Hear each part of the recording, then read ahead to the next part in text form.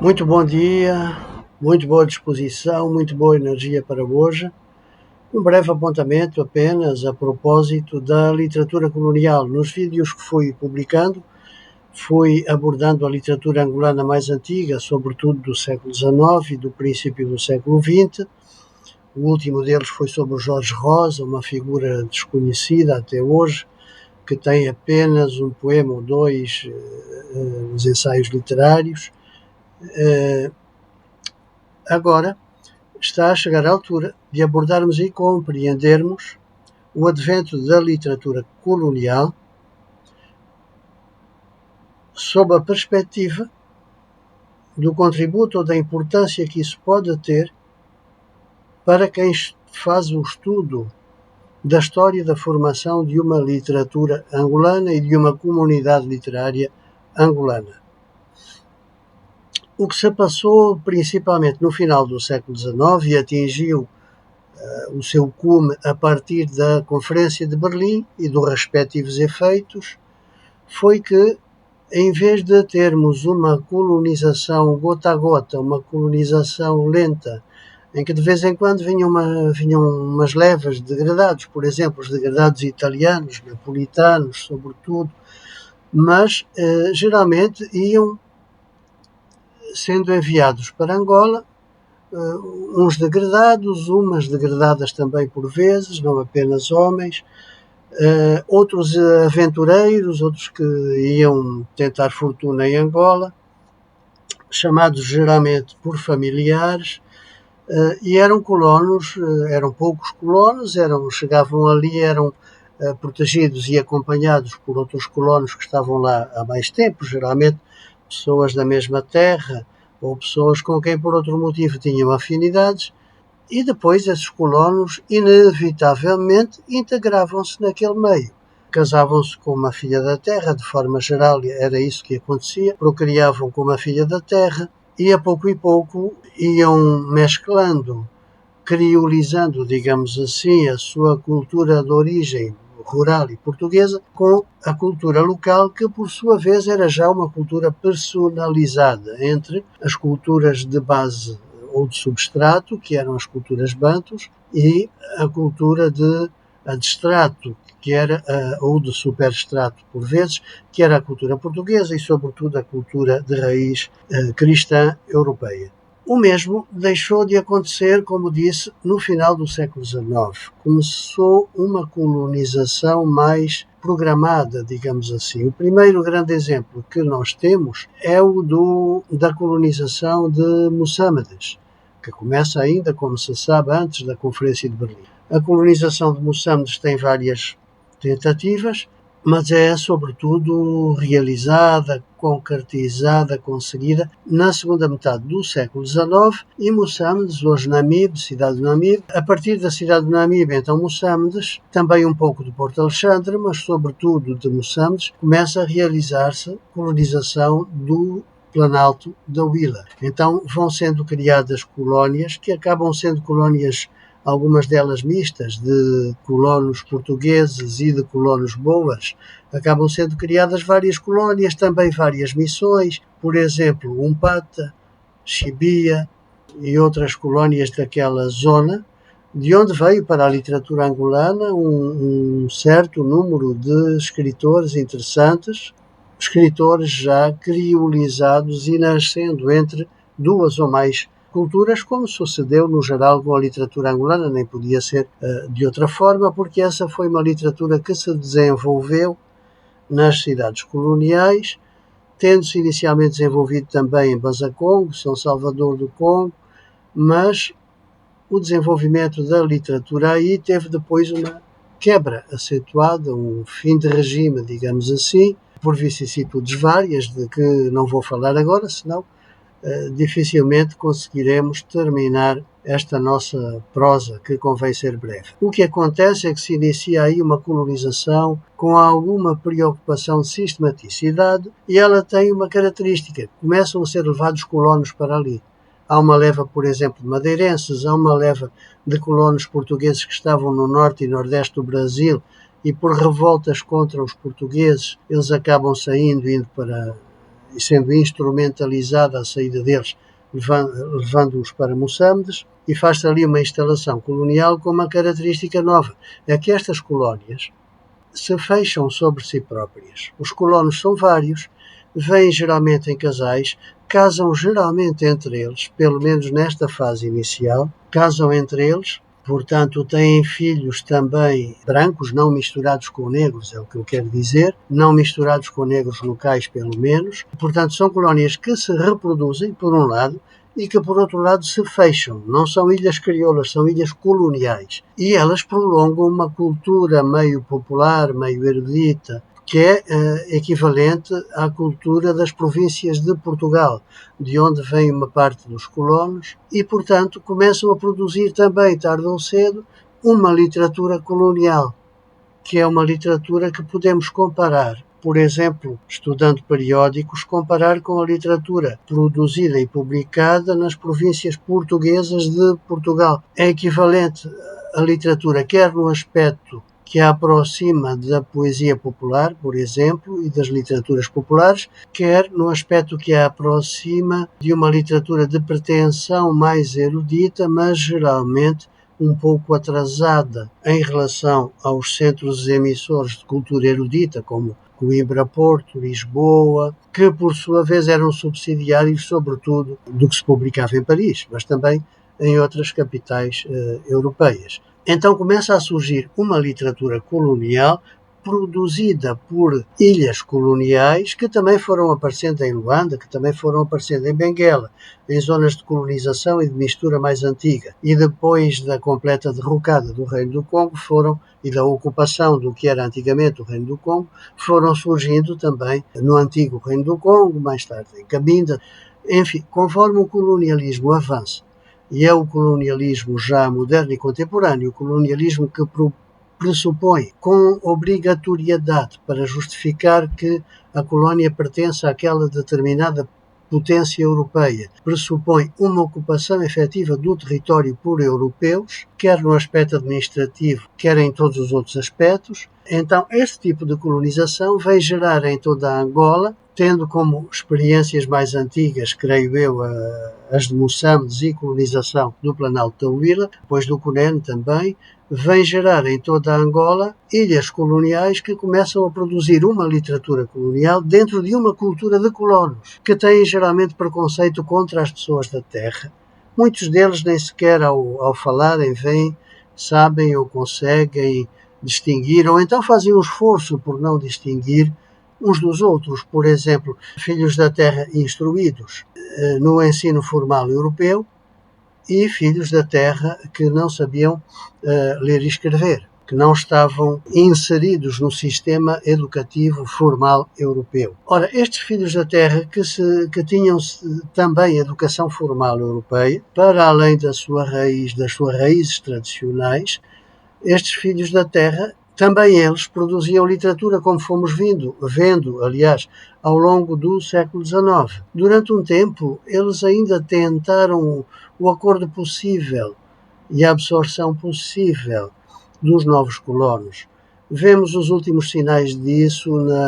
no romance Cenas da África, do Pedro Félix Machado, um romance interessante nos mais diversos níveis, mas também neste aspecto. Um romance que se nota perfeitamente que é escrito por um filho da terra, mas em que toda a ação, toda a intriga se desenrola entre colonos recentes, nem todos muito ruins. O protagonista, pelo contrário, tenta-se que seja um protagonista exemplar, e esse protagonista exemplar é um colono português que foi para professor numa escola de Luanda. Mas as intrigas desenrolam-se no segmento colonial, entre colonos. E também há filhas da terra, por exemplo, casadas com colonos. Essas filhas da terra vão ganhar protagonismo, algumas delas, como sucede na Ngamuturi do Alfredo Troni, em que a Ngamuturi é uma filha da terra e é a protagonista, ou pelo menos é a personagem principal. São os últimos sinais, como disse, dessa tentativa de manter numa espécie de coligação filhos da terra e colonos ou reinóis vindos de Portugal, como é o caso de Alfredo Troni, como é o caso do pai do Pedro Félix Machado, António Félix Machado, que vem de Portugal para o Nordeste brasileiro, tem relações comerciais também com o Rio de Janeiro, incluído com o pai do Maia Ferreira, mas é um homem que se insere na sociedade crioula, nas famílias tradicionais antigas angolenses, casa-se com uma senhora angolense e dali vieram, como se supõe e parece com bastante probabilidade, dos mais insígnios nacionalistas angolanos, como é o caso do Ilídio Tomé Alves Machado. Depois isto acaba com o avanço de ilhas coloniais que vão procriando, portanto, reproduzindo uma cultura colonial portuguesa, uma cultura portuguesa provinciana, que é o que estes colonos levam para as colónias de forma geral, como digo, havendo honrosas exceções. Então é uma colónia que se reproduz como colónia não apenas biologicamente, mas também culturalmente. E só os netos e bisnetos, enfim, sobretudo a partir da terceira geração de descendentes de colonos, é que se começa a notar um esforço de mistura já com as culturas da terra e começam a surgir pessoas culturalmente misturadas, por vezes na segunda geração, na maioria dos casos na terceira geração. É isso que nós vemos, por exemplo, em escritores que se tornaram escritores nacionalistas e do mais puro grau, como é o caso do Andino Vieira, como é o caso, não já de primeira geração, mas de segunda geração, o caso de Pepe Tela, e o caso de vários outros escritores nacionalistas que, sendo filhos da colónia, eram, no entanto, escritores completamente criolizados, porque a criolidade é um processo de formação das personalidades em que elas se formam entre culturas. E, portanto, é um processo que atinge tanto o colonizado quanto o colonizador, ou o filho do colonizador, ou o neto do colonizador. Todos eles, se convivem no mesmo espaço, acabam-se criolizando uns com os outros. E é isto que acontece depois com os escritores nacionalistas e militantes e revolucionários, como já disse o Luandino Vieira, também o António Jacinto, também o Pepe Tela, também muitos outros escritores de realce e que saíram fora do casulo colonial, fora da ilha colonial. Não foi isto que se passou, como disse, com as primeiras gerações, de forma geral não foi isto. Elas tentaram reproduzir uma cultura portuguesa em Angola. Daí saíram algumas figuras importantes, principalmente como historiadores. Estou-me a recordar sobretudo do Ralph Delgado, que fez histórias de Angola numa perspectiva colonial, inteiramente colonial, mas que fez histórias de Angola que até hoje convém ler, porque tem dados importantes, tem muita investigação feita e a gente está habilitado, como, sobretudo nós, como críticos literários, estamos habilitados a desconstruir as estratégias de condicionamento geradas por um homem que era convictamente um colonial e um colonialista e que defendia a colonização de Angola. Portanto, saíram daí algumas figuras de projeção intelectual importante, que não deve deixar de ser considerada, mas que, e aqui está o ponto, não pode deixar de ser confrontada com o esforço que os Filhos da Terra continuaram fazendo. E, portanto, não pode deixar de ser confrontada com a história de Angola, produzida por Filhos da Terra. E temos duas, como sabem. O que acontece com a literatura é exatamente o mesmo, sendo que, no entanto, a literatura feita por colonos, sobretudo a poesia feita por colonos, é muito fraca. Mesmo comparando com algumas zonas provincianas portuguesas, é muito fraca. As pessoas não tinham, possivelmente, uma grande vocação literária, ou tinham que submetê-la a uma aposta mais forte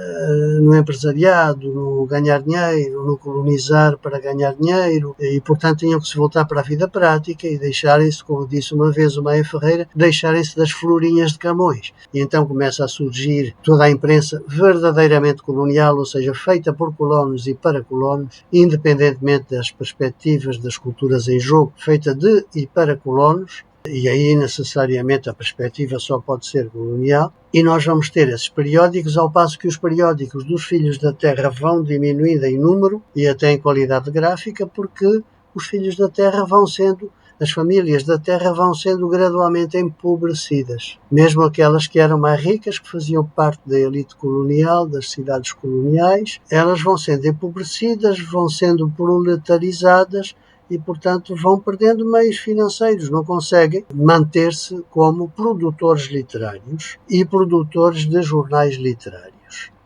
Vão surgindo ainda assim alguns, vão sobrevivendo alguns, e depois do ressurgimento africano, em parte articulado com o ressurgimento africanista em Lisboa, por exemplo, o Partido Africano em Lisboa, outros movimentos e associações de cariz político e cultural, operados em Lisboa, criados em Lisboa, organizados em Lisboa ou em Portugal por africanos, e também com a migração de africanos para Portugal, para o Portugal europeu, sobretudo Lisboa, e a sua participação mais ativa na vida política e cultural portuguesa, articulados ou não com esses africanos de Lisboa, mas sobretudo continuando, prolongando, dando continuidade a uma produção local, os Filhos da Terra vão ainda assim mantendo alguns periódicos e vão continuando a produzir literatura. Esta literatura, porém, é feita para responder também, não só, ela é feita para reclamar uma identidade própria, ela é feita para marcar uma produção própria, que é da terra e não colonial, que não é das ilhas coloniais, mas ela é feita também em confronto e em disputa com essas ilhas coloniais. Os Filhos da Terra, vistos por colonos recentes que desconheciam as realidades de Angola como ignorantes, brutos, selvagens, etc., mostravam através das suas obras que eles eram mais cultos do que muitos colonos. Aliás, como sabemos, alguns deles não estavam sequer alfabetizados. Ou se tinham uma alfabetização, era uma alfabetização mínima. E a sua cultura era também uma cultura reduzida